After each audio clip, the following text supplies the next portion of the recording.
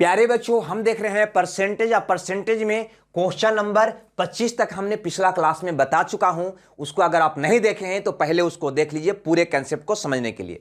तो यहां तक हम सारी बात हम देख चुके थे, लेकिन अब इसी तरह का एक क्वेश्चन और आपको दिखाई दे रहा है। लेकिन यहां पे कहता है कि आय का 20% बड़े लड़के को दे दिया और शेष जो बचाना यानी 20 देने के बाद जो शेष बचा यानी 80% बचा, उसका भैया 30% छोटे लड़के को देता है। ये देने के बाद जो शेष बचता है ना, उसका 10% ट्रस्ट को देता है। लेकिन इसके पहले वाले क्वेश्चन में ऐसी बात नहीं थी। जो भी कमाया था उसी में से 40, 25, 15, 5 दे दिया था। क्लियर है? तो ये क्वेश्चन को तो हम सीख चुके हैं। अगर ये क्वेश्चन को बनाना हो तो तरीका तो वही होगा, लेकिन अगर उस तरीका से बनाएंगे ना थोड़ा सा पेचीदा हो जाएगा। अतः इसको बनाने के लिए थोड़ा सा हल्का सा कंसेप्ट आपको यहां पे ले लेना है। एक बात बताओ, कभी आप जब कोई कार्य करते हो तो पहले उसको क्या करते हो? स्टार्ट करते हो, शुरू करते हो। उसके बाद उसको क्या करते हो? समाप्त करते हो, अंत करते हो। बोलो हाँ या ना। कोई भी कार्य पहले आप स्टार्ट करते हो, उसके बाद भैया उसको क्या करते हो? अंत करते हो। यहां तक किन्हीं को समझने में दिक्कत है क्या? कोई उल्टा काम करते हैं? नहीं, पहले शुरू करते हैं जब अंत करते हैं। तो याद रखना, कभी भी शुरू से अंत जाना हो यानी शुरू देकर अंत निकालने की बात करता हो, निकालना हो, ठीक है, शुरू देकर कभी भी अंत निकालना हो तो याद रखना दोस्त, होल वैल्यू से सीधा गुना करना। यानी सब व्यक्ति को शुरू से अंत जाना सीधा लगता है तो सीधा गुना करना। क्लियर है? क्या आपको नहीं लगता है शुरू से अंत जाना सीधा? अंत से शुरू आना, ध्यान से समझना। कभी भी अंत देकर शुरू निकालने की बात करे, निकालना हो, कभी भी अंत देकर शुरू निकालना हो तो भैया अंत से शुरू आना क्या सबको उल्टा लगता है कि नहीं? उल्टा लगता है। तो यहां पे होल वैल्यू से उल्टा गुना करना, ये बात आप याद रखना। ये प्रैक्टिकली रूप है, इसमें कोई नया चीज नहीं है। बहुत सा भाई को लग रहा होगा कि ये होल वैल्यू क्या है, तो चलो भैया होल वैल्यू हम समझ लेंगे, बहुत इजी चीज है। लेकिन ये बात आपको समझ में आया कि नहीं आया? अगर ये भी नहीं आया तो कोई बात नहीं, सीधे आइए इस क्वेश्चन पर। इस क्वेश्चन को गौर से देखिए क्या कहता है। एक व्यक्ति अपनी आय का यानी अगर एक बंदा का आय मान लो कि 100 टका है, कितना कमाता है दोस्त? 100 रुपया कमाता है, तो उसका 20% बड़े लड़के को देता है। यानी 100 रुपया का 20% दोस्त बड़े लड़के को दे दिया। 20% देने के बाद शेष उसको 80% बचेगा या नहीं बचेगा? तो बिल्कुल शेष बचेगा। तो जो शेष बचाना उसका 30% छोटे बच्चे को दे देता है। 30% छोटे बच्चे को दे देता है। 30% छोटे बच्चे को दे देता है। अब ये 30% छोटे बच्चों को देने के बाद जो भैया उसके पास शेष बचाना उसका यानी शेष का 10% ट्रस्ट को दे देता है। इसका दोस्त 10% ट्रस्ट को दे देता है। उसके बाद भी उसके पास 10,800 रुपया बच जाता है। 10,080 रुपया क्या हो जाता है? बच जाता है। तो बताओ कि उसकी आय क्या है? कुछ आई बात समझ में नहीं आई? पहले वाला क्वेश्चन यही था, लेकिन उसमें शेष का नहीं था। अगर शेष का रहेगा तो इस क्वेश्चन को हमेशा शेष पर बनाना होता है। अतः याद रखना कि एक व्यक्ति का अगर 100 था तो 100 में से 20% बड़े लड़के को दे दिया। जो शेष बचा उसका 30% छोटे बच्चे को दे दिया। छोटे बच्चों को देने के बाद जो शेष बचा उसका 10% ट्रस्ट को दे दिया। ट्रस्ट को देने के पास उसके पास इतना रुपया बचा। तो तुम ही बताओ, जो अंत में बचा यही अंत हुआ ना? अंत दे दिया है। हमसे ए वाला पूछ रहा है यानी पहले तुम कमाओगे तब ना सबको बांटोगे, बांटने के बाद बचेगा, तब बचेगा वो अंत बचेगा, जो कमाओगे वो शुरू होगा। तो यहां पे क्या आपको लग रहा है? अंत देकर शुरू पूछ रहा है भैया, अंत देकर शुरू पूछ रहा है। तो अंत से शुरू आना सबको उल्टा लगता है। अतः यहां पे क्या करोगे तुम? तो होल वैल्यू से उल्टा गुना करोगे। क्या करोगे दोस्त? अंत से शुरू आना है तो उल्टा गुना करोगे। चलो यहां पे देखो कितना है? 1000 80 रुपया। इसमें क्या करना है, होल वैल्यू से उल्टा। ये होल वैल्यू क्या होता है, तो होल वैल्यू सबको बांटने कुटने के बाद जो अंत में बच जाता है, बढ़ने घटने के बाद जो वैल्यू बच जाता है, हो जाता है, वही कहलाता है होल, टोटल वैल्यू। यानी ये 20% बड़े लड़कों को दिया तो इसको बचा कितना दोस्त, तो कहोगे 100 में से 20 दे दिया तो इसको बच गया 80%। यही हो गया होल वैल्यू। और क्या, जैसे ये जो शेष बचा उसका 30% दे दिया तो भैया इसको बचा कितना, तो कहोगे 100 में से 30 दे दिया तो कहोगे 70% बचा। और क्या, यही हो गया होल वैल्यू। 10% देने के बाद कितना बचा, 90%, तो यही 90% जो हुआ दोस्त, यही हो गया होल वैल्यू। तो यही होल वैल्यू से अंत रहे तो सीधा गुना, शुरू देकर अंत पूछे तो अंत देकर शुरू पूछे तो उल्टा गुना, शुरू देकर अंत पूछे तो सीधा गुना, बस। और क्या, तो अंत है इतना। अब इसका होल वैल्यू 80%। 80% मतलब 80/100 भी लिख सकते हो। 80% का मतलब क्या होता है, 80/100। ओहो, 80/100 का उल्टा क्या लिख सकते हो दोस्त, 100/80 भी लिख सकते हो। लेकिन 100/80 लिखोगे तो फिर 20 25 100 काटना पड़ेगा ना। अतः ये काम तो भूल के भी मत करना, इसको छोटा बना लेना।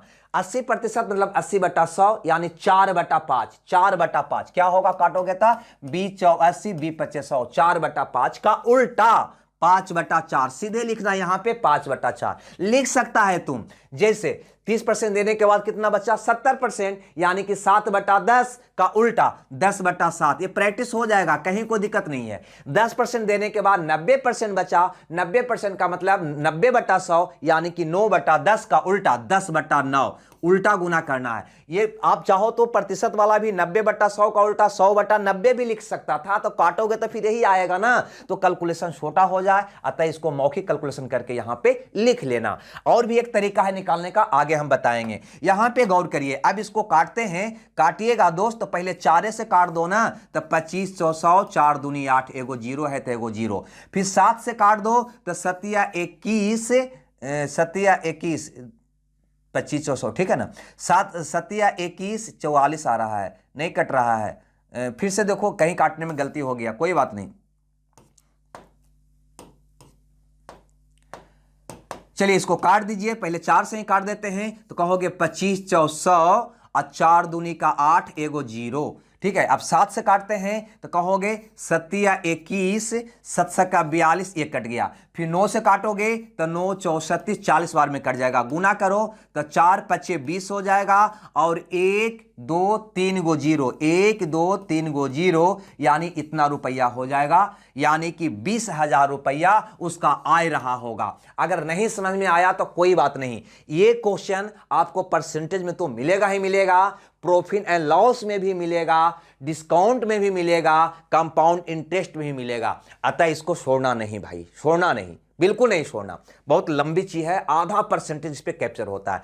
अब एक बात और ध्यान देना, ये 5/4 ये 4/5 तुमने निकाला, क्या दूसरा तरीका भी था निकालने का? क्या 80% निकालने के बाद ही निकालता क्या? नहीं। 20% मतलब 1/5, 20% मतलब 1/5। अगर कमी रहे तो 1 घटा दो, वृद्धि रहे तो 1 जोड़ दो, अपने आप होल वैल्यू निकल जाएगा। 5 में से 1 गया, 4/5 निकल जाएगा, ठीक है। यहां पर देखिएगा, ये कहता है कि एक व्यक्ति अपने वेतन का 12.5% दैनिक उपयोग के वस्तुओं पर खर्च करता है, शेष का 30% घर के किराया पर खर्च करता है। इसके बाद भी उसके पास 2940 रुपया बचते हैं, तो उसका वेतन क्या है? यानी जो भी बंदा का आय रहा होगा ना, उसका 12.5%, कितना भैया? 12.5% खर्च कर देता है। उसके बाद जो शेष बचता है ना, उसका 30% खर्च कर देता है, ठीक है। और उसके बाद अब भी उसके पास 2940 रुपया दोस्त शेष बच रहा है। तो बताओ कि उसका वेतन यानी कि आय क्या है? वही चीज है, अंत दिया हुआ है, शुरू निकालना है। यहां पे क्या दिया है दोस्त? अंत दिया है, आपको निकालना क्या है? शुरू निकालना है। तो क्या नहीं हल कर लोगे? बिल्कुल हल कर लोगे। लेकिन यहां पे ये पूर्णांक में नहीं था, तो 100 - 20 80 तो कर लिया था, होल वैल्यू 80 का निकाल लिया था। लेकिन यहां पे होल वैल्यू निकालने में आपको परेशानी होगी, तो वो परेशानी से बचने के लिए क्या करोगे? सो देखो, उस परेशानी से बचने के लिए क्या करोगे, तो सबसे पहले 12.5 का मतलब क्या होता है 1/8। 1/8 का होल वैल्यू निकालना ज्यादा आसान होगा।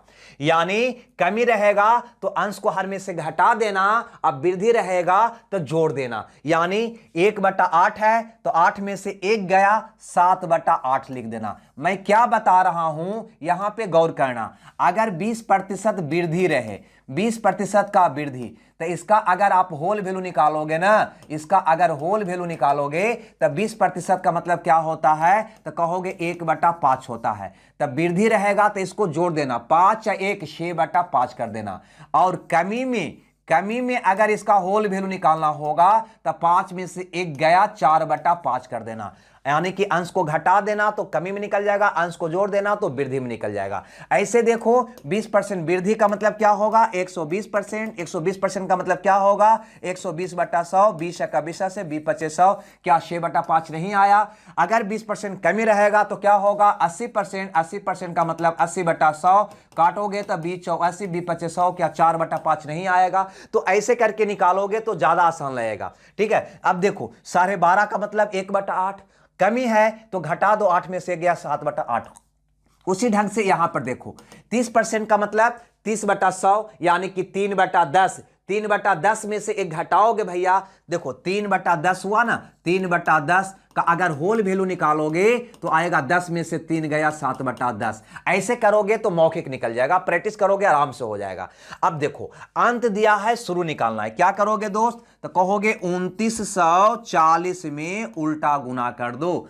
तो 7/8 का उल्टा 8/7, 7/10 का उल्टा 10/7, बस हो गया, काट दीजिए। 7 से काटोगे तो 7 चौ 28, 7 दूनी 14, 7 का 42, यानी 8 का 48 पर 00, यही आपका उसका वेतन निकल गया। यानी पहला ऑप्शन सही हो गया। ये होल वैल्यू निकालने वाली बात को नया नहीं बताया है ना। 30% भैया ये खर्च कर दिया, किसी को दे दिया, तो बचा कितना, तो कहोगे 70%। 70% का मतलब 7/10। यही चीजवा तो यहां पे हम लिखे हैं, कोई अलग नहीं लिखे हैं, लेकिन यहीं पे भिन्न में कन्वर्ट करके निकाले तो ज्यादा सुविधा हो गया। नहीं समझ में आया है तो एक बार और देख लेना, क्योंकि ये तो ऑनलाइन यूट्यूब की क्लास है जो रिकॉर्ड रहने वाला है आपके चैनल पर, अतः दोबारा आप देख सकते हो। चलो इस पर एक क्वेश्चन आओ। कभी कभी क्या करेगा कि अंत देके शुरू पूछेगा, शुरू देके अंत ना पूछकर ये बीच वाला पार्ट पूछ देगा, है ना। तो कैसे निकालोगे, जैसे डिस्काउंट में वो ज्यादा पूछता है, डिस्काउंट में ऐसा क्वेश्चन ज्यादा पूछता है। अब जैसे कि इस क्वेश्चन को देखो गौर से, अगर इस क्वेश्चन को गौर से देखिएगा तो कहीं ना कहीं बीच का पार्ट पूछा गया है। हम हर एक टाइप का क्वेश्चन, चूंकि कम एग्जांपल लिए हैं, लेकिन हर एक टाइप का क्वेश्चन हम आपको करवा रहे हैं ताकि आपको कहीं कोई परेशानी ना हो।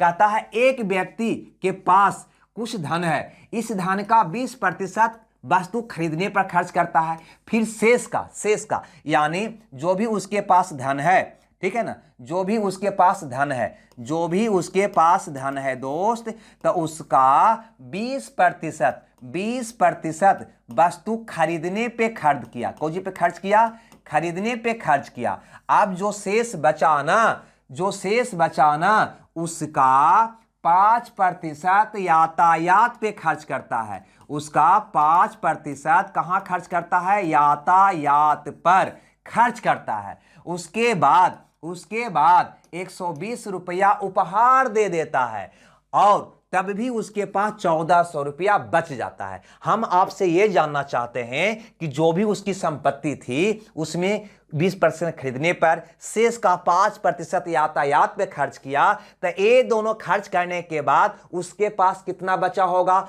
तो कहोगे 120 रुपया ये दान दिया जो, और 1400 रुपया भी पॉकेट में है जो, ये दोनों मिलाकर बच रहा होगा, यानी 14 और 12 1520 रुपया बच रहा होगा।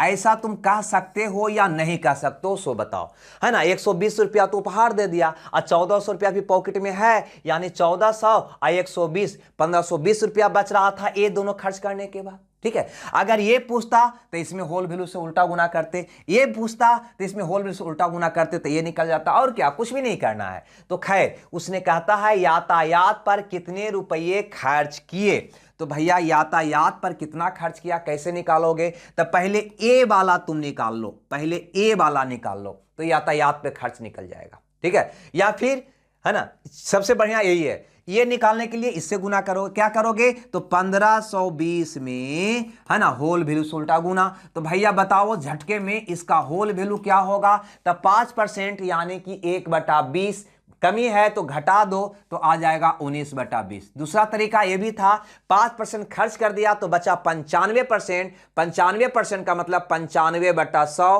काट कुट करोगे तो 19/20 आ जाएगा। दोनों तरीका आपके पास है। तो चलो इससे उल्टा गुना करोगे तो हो जाएगा 20/19, 20/19, 19 से यानी कितना बच गया दो, 1600 रुपया। अब बात कुछ आ रहा है, भेजा में कुछ समझ में आ रहा है, यानी ये खर्च करने के बाद इसके पास 1600 रुपया बचा था। 1600 रुपया में यातायात पे खर्च कर दिया कुछ रुपया, तो उसको बच रहा है 1500 रुपया। तो बताओ ना यातायात पर खर्च कितना किया, यातायात पर खर्च कितना किया का नहीं निकाल लोगे तो कहोगे हाँ 1600 रुपया था, है ना, और उसको में से अब बच रहा है 1520 रुपया, यानी वो यातायात पे खर्च कर लिया होगा 1600 माइनस 1520 यानी 80 रुपया। बोलो हाँ या ना, ये बात समझ में आया या नहीं आया, जल्दी बताओ, ये बात क्लियर हुई या नहीं हुई। ठीक है, तो इस ढंग से आप हल कर लोगे। बीच का कोई भी पार्ट निकालना हो तो ऐसे निकाल लोगे। देखो रास्ता और है, लेकिन हमें जटिल रास्ता नहीं चाहिए। जब एग्जाम हॉल में हम बैठते हैं ना, तो मेरा आधा दिमाग ही काम करता है, आधा दिमाग तो उड़ जाता है दबाव में कि क्या होने वाला है, रिजल्ट आएगा कि ना आएगा ये सोचने में, तो आधा दिमाग से हम काम करते हैं वहां पे। अतः मेरा मेथड बनाने का तरीका सिंपल होने चाहिए, जटिल नहीं होने चाहिए, और सारे तरह का क्वेश्चन का तरीका एक ही होना चाहिए, है ना। अधिकांश माने 100 गो तरीका है, अब एग्जाम हॉल में पता नहीं चलेगा कि कौन तरीका का यहां पे इस्तेमाल करें, पता चलेगा कि हम फंस के रह जाते हैं। अतः गौर करना, मैंने जो अभी बताया है, ये रिमेनिंग डिस्ट्रीब्यूशन की बात मैंने बताया है, ये सारी बात को आप अपने भेजे में, अपने दिमाग में बैठा लेना। ठीक है, 2 ही 3 क्वेश्चन है, लेकिन क्लियर सी बात हमने बताया। आगे देखो यहां पे ये क्वेश्चन नंबर 29 को, क्या ये नया क्वेश्चन है? ऐसे इसको लोग चक्रवृद्धि ब्याज में पूछा करते हैं। अभी आपने ये भी सीख लिया कि 20 का पार्ट निकालना हो तब भी निकालेंगे। ये निकालना होता कितना है तो ये 1600 में इससे उल्टा गुना करते ये निकल जाता है ना। अब यहां पर देखो, ये क्लियर करो कि ये गांव की जनसंख्या, देखो भैया ये है गांव की जनसंख्या, ठीक है ना, यही गांव की जनसंख्या है, ठीक है ना, या वर्तमान जनसंख्या कर दो इसको, ठीक है ना, वर्तमान जनसंख्या लिख देते हैं। जो भी जनसंख्या है वो वर्तमान जनसंख्या है, ठीक है, ये वर्तमान जनसंख्या है। 25% प्रति वर्ष की दर से बढ़ती है, यानी प्रत्येक वर्ष 25% बढ़ रही है।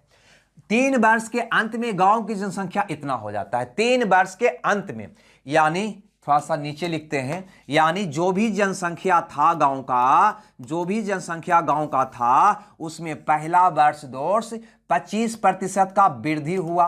वृद्धि होने के बाद जनसंख्या बढ़कर कुछ ना कुछ तो हो गया होगा ना, उसमें पुनः अगला साल बढ़ने के बाद हुआ, उसमें पुनः अगला साल 25% का वृद्धि हुआ, पुनः बढ़कर जो हो गया उसमें पुनः अगला साल 25% का वृद्धि हुआ। 3 साल, पहला साल, दूसरा साल, 3 साल, और ये तीसरा साल के अंत में यह जनसंख्या बढ़कर हो गया 10,000, यह जनसंख्या बढ़कर हो गया 10,000। तो पहले साल के शुरुआत में गांव की जनसंख्या क्या था, यही ना शुरुआत वाला जनसंख्या था, तो शुरुआत वाला जनसंख्या क्या था आपको बताना है। क्या आप नहीं बना लोगे? अरे भैया अंत देकर आपसे शुरू पूछा है, अंत से शुरू आना सबको उल्टा लगता है, तो उल्टा गुना कर दो, आपका आंसर आ जाएगा। यानी यहां जनसंख्या कितना था तो कहोगे 10 पर 2 4 शून्य, 2 और 2 4 शून्य, सबसे उल्टा गुना कर दो। किससे? तो भैया इसका होल वैल्यू से। होल वैल्यू निकालना हम बता चुके हैं आपको दोनों तरीका।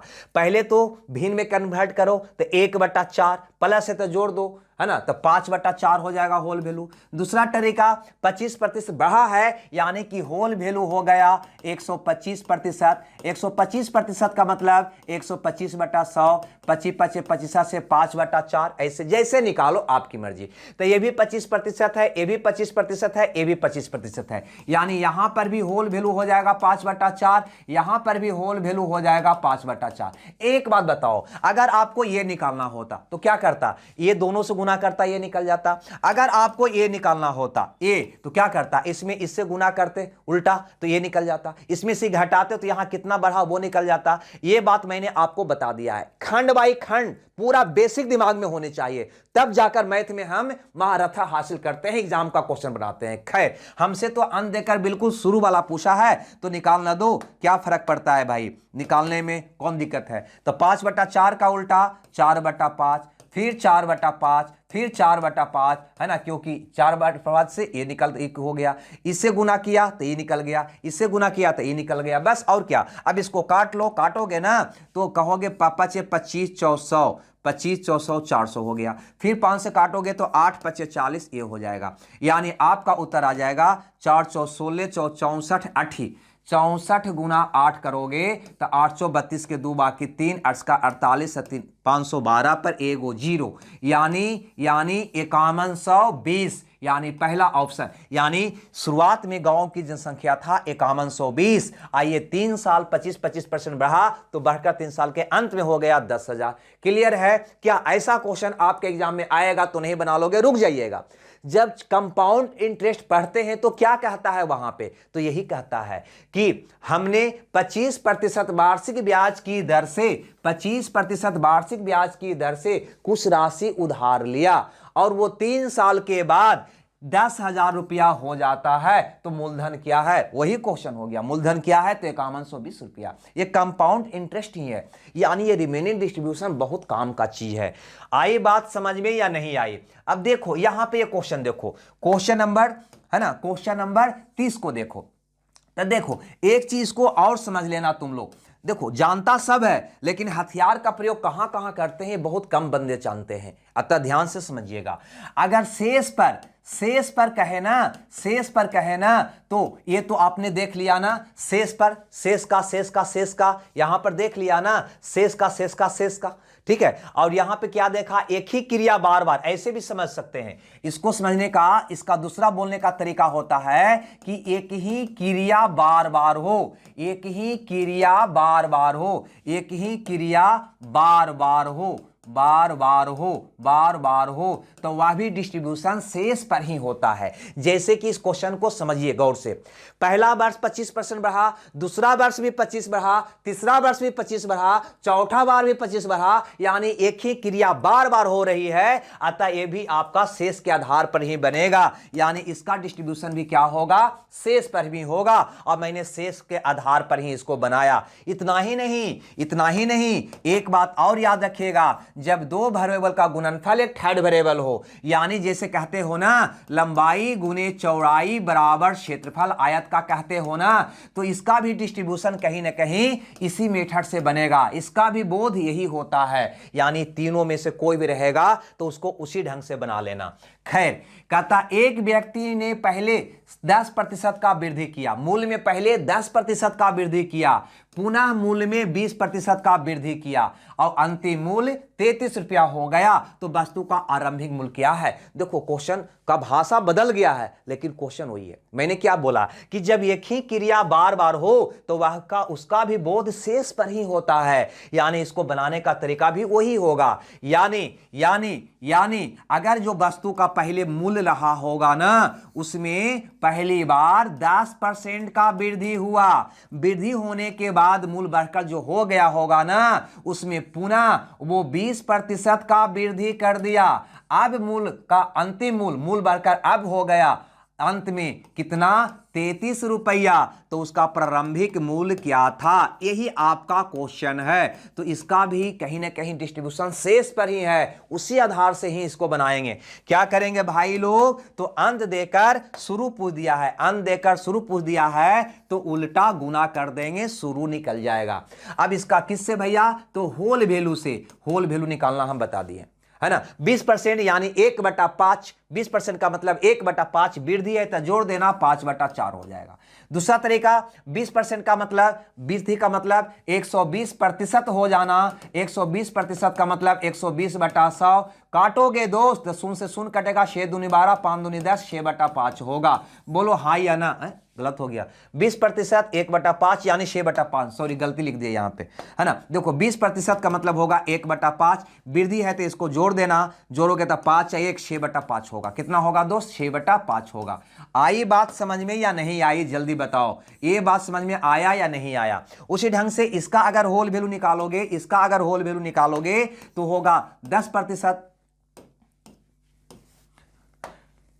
इसका अगर होल वैल्यू निकालोगे तो होगा 10%, यानी 1/10 वृद्धि है तो हो जाएगा 11/10। क्लियर है? अब उत्तर निकाल लो तो क्या करोगे? 33 में उल्टा तो 6/5 का उल्टा 5/6 गुना 11/10 का उल्टा 10/11। काटने तो आता ही होगा आपको कि नहीं आता है? तो कहोगे 11 तिया 33, है ना, और 3 दूनी 6 और 5 दूनी 10, 25 रुपया उसको स्टार्टिंग में था। भैया उत्तर हो जाएगा चौथा। आई बात समझ में कि नहीं आई? इतना हम लिख कर नहीं बनाएंगे, अगर आप सीख जाएंगे तो इसको आप सीधा सीधी बनाइएगा। 33 गुना सीधा सीधी क्या बनाइएगा आप? देखो सीधा सीधी आप बनाइएगा कि 33 गुना 1/10 यानी कि 11/10 का उल्टा 10/11, 1/5 यानी कि 6/5 का उल्टा 5/6। बस ऐसे आप बनाइएगा। 33 गुना 5/6 गुना 10/11 आपका आंसर। इतना में बनाइएगा, इतना में आप बनाइएगा इसको, ठीक है। जब ये पूरे कंसेप्ट को सीख जाइएगा तब। तो हम तो अक्सर हाँ क्या करते हैं, तरह तरह से हम पढ़ लेते हैं, कभी यूट्यूब पर, कभी फलना से एक चैप्टर उनसे, एक चैप्टर उनसे, है ना, और खिचड़िया हो जाता है। इसके लिए एगो ट्रिक दे दिया जाता है, उसके लिए एक ट्रिक दे दिया जाता है, उसके लिए एक ट्रिक दिया जाता है। अरे भैया ट्रिक की क्या आवश्यकता है? ये ट्रिक से ज्यादा बड़ा है क्या? कंसेप्ट को समझो ना, आपको 100% क्लियर हो जाएगा। देखो एक क्वेश्चन और यहां पे हम देखने का प्रयास करते हैं, इसी का क्वेश्चन नंबर 33। हमें तो लगता है कि ये क्वेश्चन को आप बना लेता, है ना, आप बना लेता, बिल्कुल बना लोगे, लेकिन हम आपको समझाना चाह रहे हैं कि इसका यूज कहां कहां करेंगे। अरे भैया मेरे पास पिस्तौल भी है, लाठी भी है, अब पिस्तौल का प्रयोग कहां करें, लाठी का प्रयोग कहां करें? ये आना चाहिए कि नहीं चाहिए? सो बताओ, आना चाहिए, है ना। अब देखो ना, अब मान लो कि यहां पे आ रहा है कोई व्यक्ति हमको मारने के लिए, है ना, तो उसके लिए पिस्तौल इस्तेमाल कर दें, और ये कुछ दूर में कोई व्यक्ति है तो उसके लिए लाठी इस्तेमाल हम करें, उचित होगा? नहीं होगा। जैसे क्वेश्चन को समझो पहले, उसके बाद हम और बताएंगे। कहता है एक चीनी के मूल्य में 10% का वृद्धि होती है तो एक ग्राहक खपत में 10% की कमी कर देता है, तो इस प्रकार उसको 1287 रुपया चीनी के लिए खर्च करना पड़ता है। तो चीनी का पहले कितना खर्च करता था? तो भैया बनाना बहुत आसान है, उल्टा गुना कर दो, आ जाएगा। लेकिन समझ में बहुत सा विद्यार्थी को नहीं आएगा कि क्यों यहां पे उल्टा गुना करें। यहां पे कहां पे लिखा हुआ है शेष का, कहां पे लिखा हुआ है, बहुत सा विद्यार्थी को लगेगा, तो समझ जाना इसको। देखो यहां पे समझने के लिए आप ध्यान देना कि मूल्य में वृद्धि हुआ है, मूल्य है, खपत है और खर्च है, 3 आइटम है। तो भैया मूल्य अगर 10 रुपये प्रति किलो, 10 रुपये प्रति किलो मान लो फूलगोभी मिल रहा है, और तुम 5 केजी फूलगोभी खा रहा है, तो खर्च कितना होगा? तो 50 रुपया होगा। यानी कहीं ना कहीं भैया ये आपका मूल्य हो गया, ये आपका खपत हो गया, और ये आपका क्या हो गया? खर्च हो गया। यानी हम यहां पे कह सकते हैं कि मूल्य गुने खपत बराबर क्या होता है? खर्च होता है। इतना हम क्यों बता रहे हैं? यूट्यूब वाले विद्यार्थी को यह बात समझ में आता नहीं है, क्योंकि ऊब कर वीडियो छोड़कर भागने लगते हैं वो। अंत तक बनकर पूरी बात को समझिएगा। इसीलिए हम लोग को पेड क्लास पर ज्यादा विश्वास करते हैं, हम इसलिए विश्वास करते हैं। बहुत लोग कहते हैं ना कि, है ना, यूट्यूब पर फ्री क्लास नहीं, ये सब टीचर पैसा कमाने के चक्कर में लगा हुआ है। भैया याद रखना, बिना फी का कुछ नहीं होता, एक बंधन जरूरी होता है, बंधन जिसको कहते हैं, ठीक है। जो विद्यार्थी फी पे करके एडमिशन लेते हैं ना, उनको पैसा लगा हुआ होता है, वो सोचते हैं कि ना भैया हम पैसा लगाए हैं, अतः बारीकी से अंत तक देखते हैं। लेकिन यूट्यूब पर क्या होती है कि विद्यार्थी आते हैं, आसान लगा तो रुकते हैं, थोड़ा सा हल्का सा समझ में नहीं आया तो प्रयास नहीं करेंगे, वो तुरंत उसको स्किप करेंगे, अगले चैनल पर चले जाएंगे। वो विद्यार्थी कहीं का नहीं रहता है।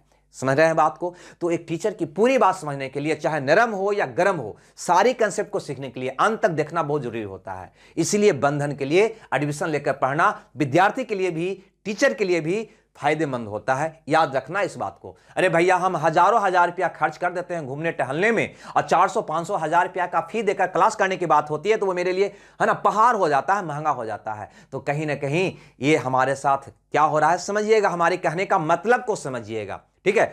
पैसा से ज्यादा इंपॉर्टेंट समय होता है। खैर हम क्या बोल दिए, अब यहां पर देखो तो क्या आपको लग रहा है मूल्य गुने खपत बराबर खर्च, यानी दो वेरिएबल का गुणनफल एक थर्ड वेरिएबल। कहता है भैया कि मूल्य में 10% का वृद्धि होती है तो खपत में भैया 10% का कमी कर देता है, तो खर्च में कितना परिवर्तन होता है, ये आपका कहीं ना कहीं यही बात तो आपको अभी हम बता रहे थे। यहां पे अगर गौर करिएगा तो यही बात हम बता रहे थे कि यदि दो वेरिएबल का गुणनफल एक थर्ड वेरिएबल होना तो उसका भी डिस्ट्रीब्यूशन शेष पर होता है। बस अगर ये समझ में आ गया तो आराम से बना लोगे, नहीं आया तो कोई बात नहीं। इसका कहने का मतलब यह है, गौर से समझना, कि यदि पहले का खर्च जो भी हो रहा था ना, पहले का खर्च जो भी हो रहा था उसमें भैया पहले ये 10% का वृद्धि किया, वृद्धि करने के बाद जो हो गया ना पुनः उसमें 10% का कमी कर दिया, कमी करने के बाद अब जो राशि बच रहा है ना वो 1287 रुपया बच रहा है। तो बताओ कि उसका पहले का खर्च क्या था।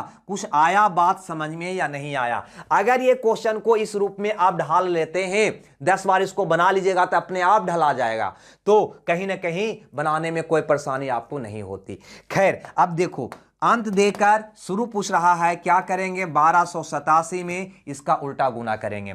तो 10% 1/10 होल वैल्यू 11/10 का उल्टा 10/11, उसी ढंग से 1/10 9/10 का उल्टा 10/9, होल वैल्यू ऐसे निकालोगे 10 बार निकालोगे प्रैक्टिस हो जाएगा। अब इसको काट दीजिए आंसर आ जाएगा। तो पहले भैया हम 11 से ही काट लेते हैं, एक बार 11 एक बार 11 7 बार, फिर 13 17 से आपका उत्तर आ जाएगा 1300 रुपया। कितना दोस्त? 1300 रुपया। यानी पहले वो 1300 रुपया खर्च करता था, अब वो 1287 रुपया खर्च कर रहा है। कंटिन्यू है ना, टोटल हम यहाँ पे वीडियो बना रहे हैं, उसको सीक्वेंस में परसेंटेज का वीडियो नंबर 1 से देखिएगा आप। 1 देखिएगा, फिर 2 देखिएगा, फिर 3 देखिएगा, फिर 4 देखिएगा, तब सब सारी बात आपको समझ आ जाएगा। फिर परसेंटेज से डर भाग जाएगा, मैथे से डर भाग जाएगा आपको। अब यहां पर देखो एक क्वेश्चन यहां पे ये है, लेकिन यहां से कहानी हम चाह रहे थे कि कल करते, लेकिन लाओ भैया आज ही कर देते हैं। कहता है किसी घनाभ की लंबाई चौड़ाई ऊंचाई का अनुपात 1 2 और 3 है। यदि घनाभ की लंबाई चौड़ाई ऊंचाई में क्रमशः 100%, 200%, 200% की वृद्धि कर दी जाए तो घनाभ के आयतन में कितने प्रतिशत की वृद्धि होगी। यहां पे प्रतिशत लिखा है, यहां पे गुना लिखा है, कोई बात नहीं है ना, इरत फासा है, ये प्रतिशत में मान न देकर गुना में इतना ही है। देखो दोस्त प्रतिशत और गुना में इतना ही सा अंतर होता है। प्रतिशत में कितनी वृद्धि होगी, सॉरी वृद्धि खाली लिखा है ना, वृद्धि, ठीक है क्वेश्चन सही है ना। प्रतिशत और गुना में इतना ही अंतर है कि प्रतिशत का कैलकुलेशन 100 पर होती है और गुना का कैलकुलेशन 1 पर होती है। जो भिन्न की नाम सुना है ना, यही गुना भाग के रूप में इसको हम जानते हैं। खैर कोई बात नहीं, आराम से हम बना लेंगे, कहीं कोई दिक्कत नहीं होगी, हम बना लेंगे यहाँ पे, ठीक है। यहां पे हम बना लेंगे, इसी तरह से बना लेंगे। देखो यहां पे अगर आयतन की बात करोगे तो लंबाई गुने चौड़ाई गुने ऊंचाई, लंबाई गुने चौड़ाई गुने ऊंचाई बराबर आयतन होता है। घनाभ की लंबाई चौड़ाई ऊंचाई देकर है ना, कहा कि लंबाई में 100% का वृद्धि, लंबाई में दोस्त 100% का वृद्धि, चौड़ाई में दोस्त 200% का वृद्धि, 200% का वृद्धि, और ऊंचाई में दोस्त भी 200% का वृद्धि होती है ना। तो आयतन की बात हमसे किया है कि उसका आयतन में कितना वृद्धि हो जाएगी। गौर से समझिएगा, आयतन में कितना वृद्धि हो जाएगी, कोई बात नहीं, निकाल देते हैं फट से। पहले क्वेश्चन को तो समझ लें। यहां पे 2 का गुणनफल एक थर्ड है, यानी डिस्ट्रीब्यूशन रिमेनिंग है, शेष पर है। यानी इसका कहने का मतलब यह है कि अगर भैया ये इसका पहले का आयतन है, पहले वाला आयतन है, पहले वाला आयतन जो भी रहा हो उसमें पहले 100% का वृद्धि कर दिया, वृद्धि करने के बाद जो बढ़कर हो गया पुनः उसमें 200% का वृद्धि कर दिया, वृद्धि करने के बाद जो हो गया ना उसमें पुनः 200% का वृद्धि कर दिया। इस प्रकार दोस्त उसका ये नया आयतन प्राप्त हो गया, नया आयतन प्राप्त हो गया। यही इसका क्वेश्चन कहने का तुक है। लेकिन यहां पे ना नया आयतन दिया है ना पहले वाला आयतन दिया है, बोला है कि इसमें कितना का वृद्धि हुआ। तो कितना का वृद्धि हुआ निकालने के लिए इस आयतन को 100% मानकर भी बनाया जा सकता है, एक मानकर भी बनाया जा सकता है। इसको 100 मान लो या इसको 1 मान लो, दोनों में से जो भी मानना है मान लो। लेकिन आपसे यहां पे गुना के रूप में वृद्धि पूछा है तो 1 मान के चलना। अगर ये प्रतिशत के रूप में वृद्धि रहा होता तो तुम 100 मान के चलता, है ना, तब निकल जाता, कहीं कोई दिक्कत नहीं होता। ठीक है, तो खैर हम यहां पे 100 मान के चलेंगे, हम यहां पे 100 ही मान के चलेंगे, ज्यादा बढ़िया रहेगा समझने में लिए। मान लो पहल का आयतन 100 है, पहल का आयतन कितना है, 100 है, तो तुम बता दो कि ये नया आयतन कितना होगा, ये तुम निकालो। यानी शुरू से अंत निकाल रहे हैं। क्या करेंगे दोस्त, सीधा गुना। तो क्या करोगे तुम, क्या करोगे दोस्त, क्या करोगे, तो कहोगे भैया 100 में होल वैल्यू से सीधा गुना कर दो। तो देखो 100% का होल वैल्यू क्या होगा, हरा कलर से लिख देते हैं। तो बताओ इसका होल वैल्यू क्या होगा। तो 100% का मतलब 100/100 यानी 1/1 वृद्धि है, तो जोड़ोगे तो हो जाएगा 2/1। नहीं समझ में आया भैया, ये 100% का मतलब होगा 1/1। इसका अगर होल वैल्यू निकालोगे तो 1 2/1 होगा कि नहीं होगा। ठीक है, इसी ढंग से 200% का होल वैल्यू क्या होगा, इसका होल वैल्यू क्या होगा, तो 200% यानी कि 2/1 होल वैल्यू निकालोगे तो हो जाएगा 3/1। यहां पे इसका होल वैल्यू निकालोगे तो क्या होगा, तो 200% यानी 200/100 यानी 2/1 वृद्धि है, तो जोड़ दोगे तो 3/1। क्लियर है यहां तक। चलो हमें अंत निकालना है तो सीधा गुना करेंगे। तो 2/1 से यहां पे गुना कर दो, गुना हो जाएगा दोस्त 3/1 से, फिर गुना हो जाएगा दोस्त 3/1 से। क्लियर है। चलो आ तो गया, आ तो गया, काट दो, कितना आ जाएगा, कितना आ जाएगा, तो तुम कहोगे 3 3 9 दूनी 1800। कितना आ जाएगा दोस्त, कहोगे 1800। कितना आ जाएगा, 1800। यानी पहले का आयतन 100 था, अब हो गया 1800। तो कितना परसेंट हो गया, तो 1800% हो गया। कितना का वृद्धि हुआ, कितना का वृद्धि हुआ, तो कहोगे 100 से बढ़कर 1800 हो गया, यानी 1800 माइनस 100 यानी 1700 पर का वृद्धि हुआ। या 1700 का वृद्धि 100 पर हुआ, अतः कहेंगे 1700% का वृद्धि हुआ। अगर इसको आप भिन्न में कन्वर्ट करोगे तो 100 से भागा दे दो, तो 1700 भागा 100 यानी 17/1 यानी 17 गुना का वृद्धि हुआ। यही इसका उत्तर हुआ। ठीक है, यानी डी ऑप्शन सही हुआ। अगर अगर अगर एक मान के बनाता, एक आयतन मान के बनाता, तो डायरेक्ट उत्तर आपका 17 आया होता। यानी कि क्वेश्चन को थोड़ा सा ऊपर कर देते हैं, इंग्लिश वाला झप जाएगा, हिंदी वाला दिखाई देगा।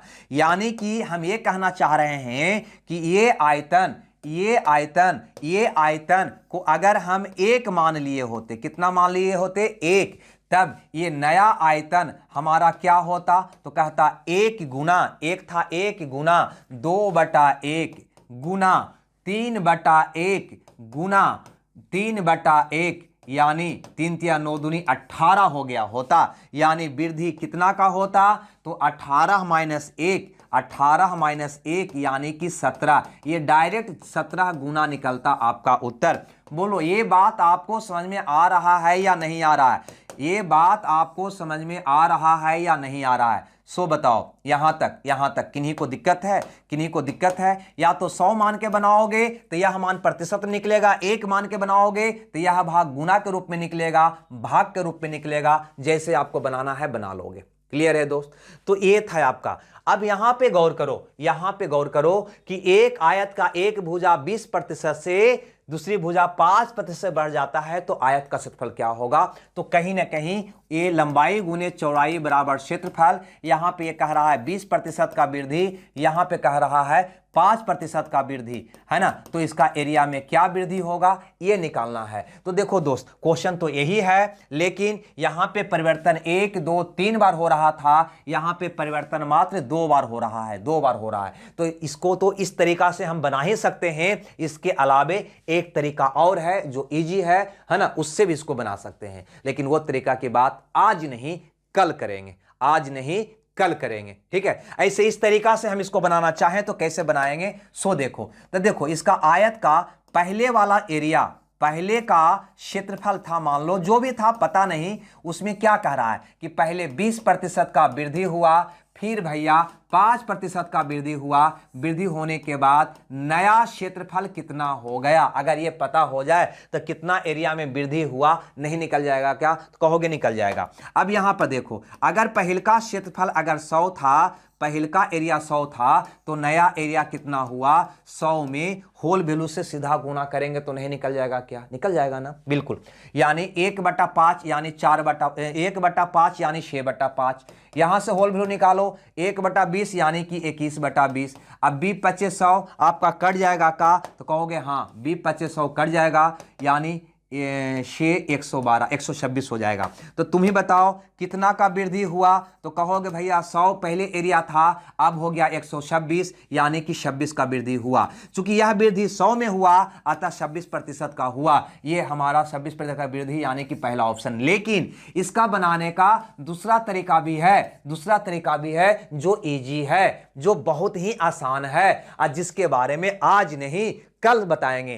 कल से यहां से क्वेश्चन हम करवाएंगे, लेकिन बिल्कुल नोट्स आप बनाते जाएंगे। इसका पीडीएफ टेलीग्राम पर हम लगा दिए हैं, और हम कोशिश कर रहे हैं कि अपना केटीसी क्लासेज जो मेरा ऐप है, ध्यान से समझिएगा, जो मेरा केटीसी क्लासेज जो मेरा ऐप है, उस पर भी हम वहां पे, क्योंकि ये प्लेटफॉर्म टीचिंग का ही वो है ना, पीडीएफ का सुविधा, लेक्चर का सुविधा, चैप्टर का सुविधा, सारी सुविधा है। तो वहां पर भी हम फ्री क्लास के रूप में इसको हम लगवाने का प्रयास कर रहे हैं। लग जाएगा तो इस ऐप पे जाकर आप आराम से सीक्वेंस में, है ना, स्टेप बाय स्टेप आप इसको देख सकेंगे, मजे में देख सकेंगे, ठीक है।